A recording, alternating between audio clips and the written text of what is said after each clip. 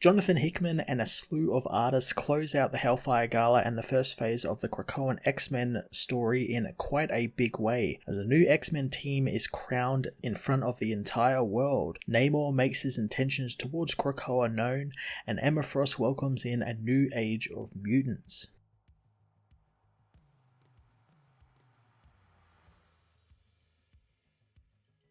Jonathan Hickman goes out with a bang in his finale for his X-Men book, making way for Jared Duggan's new team by introducing them in a stylish and fun way while also continuing the Hellfire Gala set forth in Marauders. One of the key points of this issue was Namor's little chat with Charles and Erik, who do their best to try and get Namor and in turn Atlantis to join them and Krakoa, only for Namor to rightfully put them in their place and remind them that while lots has changed for the mutants and they now have an island and everything, they are literally just an island nation where he is 70% of the world, so they aren't really the big swinging dicks they believe themselves to be. It's kind of a fantastic scene, especially given all of the stuff that Erik and Charles have been getting up to, especially since last issue, and I can't help but feel that Charles and Erik won't kind of take this well and might even make an enemy out of Namor. Another of the big plot points of the story was a quite perplexing, strange and meta one, with Cyclops explaining his story to Kevin Feige, and not just some Kevin Feige Marvel substitute,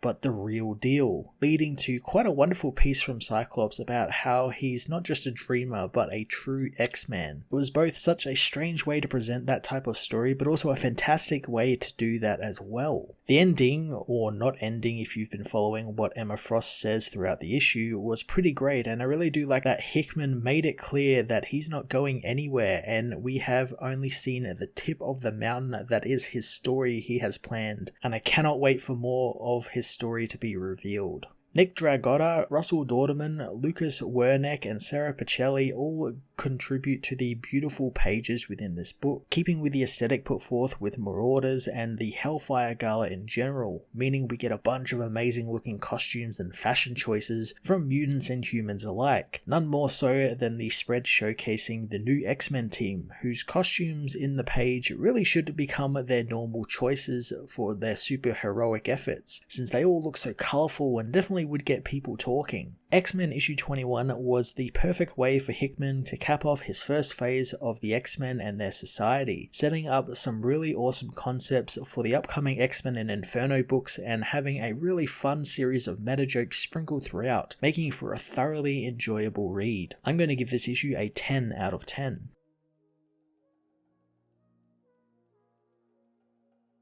X-Men issue 21 finds Namor offered a drink by Jamie Madrox, so Namor takes one, wanting to make sure the mutant returns frequently with refills since he knows this is the only way he's going to get through the night. Jamie wonders if he can bring him any food, but Charles and Erik shoo him away as they come to join Namor by the balcony. The King of Atlantis congratulates them on the party being well attended, if this was the event one might desire. Charles says that Namor is the North Star of all their invited guests, as Erik sarcastically says that they are definitely honoured and humbled to have him there. Finishing his drink, Namor asks how the Empire building is going, and Charles thinks it's going well, but it depends on forming new alliances to dissuade new adversaries that have swooped in to fill the vacuum left over. He wonders if Namor will be joining them now, and Erik knows that changes are coming and that he'll be offered a seat at the Quiet Council. Namor knows that if he stepped into the council chambers, there would be a rush to surrender a seat to him if he was offered one or not, since frauds tend to flee at the sight of a true aristocrat, and he is a real king after all. Charles thinks that in that case he should claim his rightful place among them. Namor says he dreams of the entire world being put under his thumb and him on the throne of thrones, and all the people, be it humans, mutant and everything else under the sun, cheering for him with love and affection, since the blind can finally see him as he really is, which he assures them is not on some council with those who pretend to be his peers. Finishing another drink, Namor says he owns 70% of the planet, and they currently only own an island in that 70%. He gives his glass to Erik, taking his leave as he tells him to get back to him when they have something worthy of talking about. Namor goes to join the Avengers, knowing until that day his interests will remain divided. Later on at the party, Cyclops calls for the party's attention, knowing that they have reached the point in the night where they introduce introduce their new X-Men team, and before they do that, they need to select the team. Jean puts a psychic call out to all the mutants on Earth, wanting their minds to be opened so they can begin the voting process. Thor wonders what's happening as Doctor Strange says that every mutant is telepathically bonded and they are all telling each other who they want to be an X-Man, discussing the best reasons for their choices. Johnny Storm wonders if they should be listening to this since it feels wrong, but he's told that there is no shame or hidden agendas there, there's just pride. Jean soon says that it's done and announces Rogue, Sunfire, Wolverine, Synch and Polaris as the new X-Men along with herself and Cyclops. An hour later, the party begins to wrap up and people begin going home as Emma Frost says that she's glad to see the people from the secret hidden society accepting her invitation, knowing that they have watched the game from their relationship with one another. One of the masked beings knows the mutants shouldn't know about them, but the other one says the pleasantries she is doing are wasted on them, wanting Frost to tell them what she wants so they can leave. Emma says she needs the contents of the Kara Kutuka, outraging the people who ask if she has any concept of what she is asking for. Emma is well aware of what she's asking for as at the bar, Cyclops gets Jamie's attention, ordering around for the entire room as Kevin Feige approaches him, asking Scott what his story is. As the night goes on, Quentin Quire goes around and gathers up the mutants as Scott says that he was blind to how the world worked, but soon he met a man who taught him how to see things for what they really were, and he loved him for it and believed in him and even worshipped him for his dream. However, Scott soon learned that the waking world is a dream killer, and when he grew older, he realized it was foolish to deify Xavier, and it's unfair to expect that kind of perfection, since after all, they are all flawed and imperfect. As most of the X-Men gather and head through a Krakoan gate, Scott tells Kevin that there is no real difference between any of them, and Xavier wasn't a savior, he was just a mutant like him, and his dreams are no more valid than anyone else's, and he loves the idea and promise of it. He finishes by saying that he is a dreamer and he is an X-Man, as he joins the others through the gate. Later on, Jamie Madrox bangs on a series of gongs as Emma Frost tells the gathered mutants that an ending is an interesting thing, since often it's a matter of perspective, since what could be seen as an ending could be seen as a beginning to someone else, or what could be seen as an ending, like a party or gala, might be the beginning of a new proceeding. Taking to the stage, she knows that this is an expansion as she connects all of the minds of the mutants and humans still there, since she wants to offer them a unique view of the show. She says that they can refuse, but this is going to be one of those where were you moments